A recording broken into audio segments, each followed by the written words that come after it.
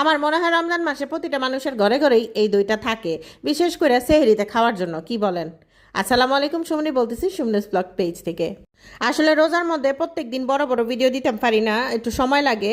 বুঝেনি তো, যারা কাজ করে এরা বুঝেন। আর এই যে দেখাইতেছি বাজারে টুকটাক আপনার ভাই বাজার আনছিন, বিশেষ করে ডাইল আনতে বলছিলাম আমি। রোজার বাজার হয়েছে মোটামুটি আলহামদুলিল্লাহ, প্রতিদিনই আপনার ভাই একটু একটু করে বাজার করে নিয়ে আসে, কারণ একটা মানুষই তো বেশি দূর থেকে বাজার করে আনতে আনতে একটু বুঝে নিত। যাই হোক, তো সেদিন রোজার বাজার আনাইছি। তো বিশেষ করে ডালটা সবচেয়ে বড় কথা, আমি আফ্রিকাতে ডালটা পাইলাম না, যেটা আমার মানে দরকার। খেসারির ডালটা আর কি, খেসারির ডালটা পাইলাম না। বাকি অন্য সব ডাইলে আমি পাইছি মোটামুটি আলহামদুলিল্লাহ। আপনার ভাই এসে আবার একটু উকি মেরে দেখা যেতেছে আমি কি করতেছি।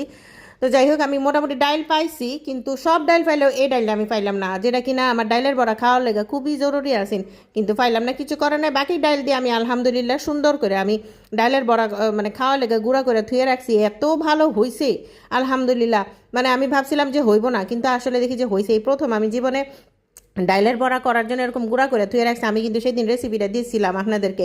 এটা কিন্তু অনেক কাজের, মানে ইফতারের আগে এত বাটনা বাটনি বা ওই যে ব্লেন্ড করা এত ঝামেলার আমি ভাই পারতাম না, সত্যি কথা।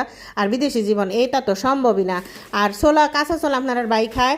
কাঁচা ছোলাটা হইলো ওই যে আদা দিয়ে, আদা কুচি, পেঁয়াজ, কাঁচামরিচ, একটু একটু বিট লবণ, একটু কি লেবুর রস, এইটা দিয়ে খাইলে যে মজা হয়, অনেক মজা হয় কিন্তু।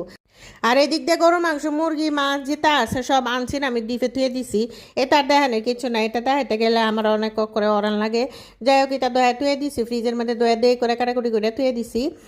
আর এদিক দিয়ে সকালে আমি আমার মানে বাগানের, আমার তো ছোট্ট একটা বাগান আছে। এটা বাগান বলতে কিছু না, বারান্দার মধ্যে আর কি, মানে পাকের ঘরের সাইডে যে একটা বারান্দা থাকে না, এটার মধ্যে আমি টুকটাক গাছ লাগাইছি, যেমন শসা গাছ, মিষ্টি কুমড়া, বাটারনাট, স্কোয়াশ, এরপরে কাঁচামরিচ, ধনিয়া পাতা, কিছু পুদিনা পাতা, টুকটাক পারছি রোজার মধ্যে লাগবো। তো যাই হোক, আমি যেটা কইতে লইছিলাম যে পইলাই কইছি যে রোজার মধ্যে দইটা অবশ্যই লাগে। আমি জানি না আপনারা লাগে কিনা, তবে আমার লাগে।